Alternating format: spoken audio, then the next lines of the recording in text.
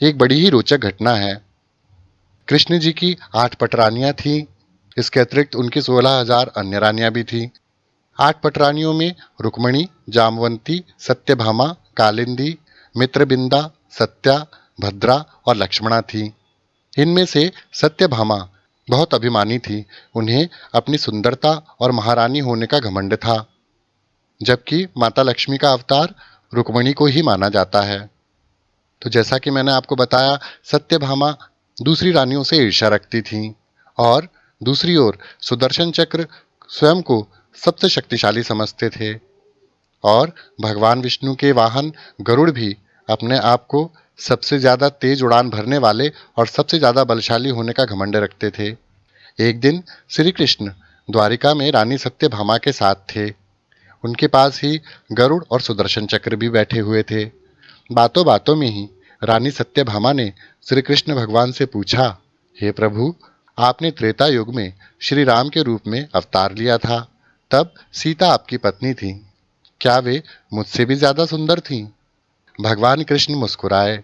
वे कुछ कहते इससे पहले ही गरुड़ भी बोल उठे, भगवान, क्या इस संसार में मुझसे भी ज्यादा तेज गति से कोई उड़ सकता है?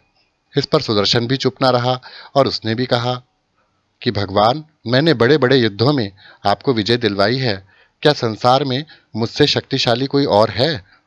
अब भगवान श्री कृष्ण समझ गए थे कि तीनों में अभिमान आ गया है।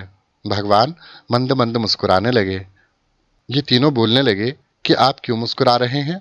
भगवान ने कहा, तुम लोगों के प्रश्नों का उत्तर देने के लिए ही मैं मुस्कुरा रहा हूं। हे गरुड़, तुम हनुमान जी के पास जाओ और कहना कि भगवान राम माता सीता के साथ उनकी प्रतीक्षा कर रहे हैं। गरुड़ ने कहा, जो आज्ञा।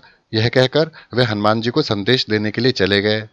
इधर श्री कृष्ण ने सत्यभामा से कहा कि देवी, आप सीता के रूप में तैयार हो जाएं और स्वयं मैं श्री राम के रूप में प्रकट हो जाता हूं। फिर श्री कृष्ण ने सुदर्शन चक्र को आज्ञा देते हुए कहा कि तुम महल के प्रवेश द्वार पर पहरा दो और ध्यान रहे कि मेरी आज्ञा के बिना महल में कोई भी प्रवेश न करने पाए। सुदर्शन चक्र ने कहा, जो आज्ञा भगवान। और भगवान की आज्ञा पाकर सुदर्शन चक्र महल के प्रवेश द्वार पर तैनात हो गए।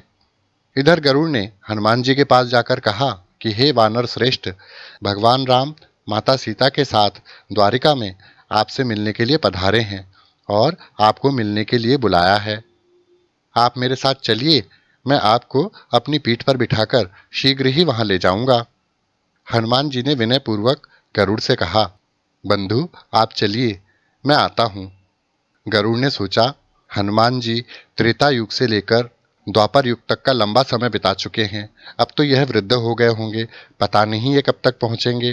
खैर, मुझे क्या, मेरा कार्य तो पूरा हो गया। संदेश देना था, दे दिया। अब ये मेरे साथ नहीं चलते तो इनकी इच्छा, मैं तो भगवान के पास चलता हूँ। यह सोचकर गरुड़ शीघ्रता से द्वारका की ओर उड़ चले। लेकिन यह क्या, महल में पहुंचकर गरुड़ जी ने देखा कि हनुमान जी तो उनसे पहले ही वहां विराजमान हैं। गरुड़ का सर लज्जा से झुक गया। भगवान कृष्ण श्री राम के रूप में वहां प्रकट थे और मंद मंद मुस्कुरा रहे थे।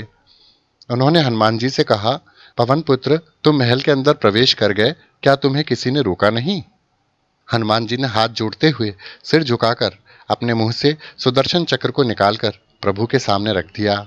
हनुमान जी ने कहा, प्रभु, आपसे मिलने से मुझे क्या कोई रोक सकता है? इस चक्र ने मुझे रोकने का तनिक प्रयास किया था, इसलिए इसे उठाकर मैंने मुंह में रख लिया और आपसे मिलने चला आया। मुझे क्षमा करें। यह सुनकर भगवान मंद मंद मुस्कुराने लगे। अंत में हनुमान जी ने हाथ जोड़ते हुए श्री राम से प्रश्न किया, हे प्रभु, मुझे मालूम है कि आपने श्री कृष्ण के रूप में अवतार लिया है, आप ही मेरे राम हैं।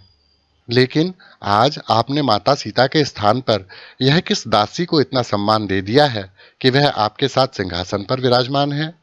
अब रानी सत्यभामा का अहंकार भंग होने की बारी थी। उन्हें सुंदरता का अहंकार था जो पल भर में चूर हो गया। एक हनुमान जी के आने के बाद रानी सत्यभामा, सुदर्शन चक्र और गरुड़ तीनों का गर्व चूर चूर हो चुका था। वे समझ गए थे यह सब भगवान की लीला है। तीनों की आंखों से आंसू बहने लगे और वे भगवान के चरणों में झुक गए। भगवान ने अपने प्रिय लोगों के अहंकार को अपने ही भक्त हनुमान जी के द्वारा दूर किया। इसी के साथ अपने मित्र कुमार राजेश को विदा दीजिए। नमस्कार। सदा खुश रहिए, मुस्कुराते रहिए। इसी प्रकार मेरा चैनल देखते रहिए। आपका प्रेम और स्नेह इसी प्रकार आगे भी मेरा हक बने रहेंगे। इसी आशा के साथ आपसे विदा लेता हूँ।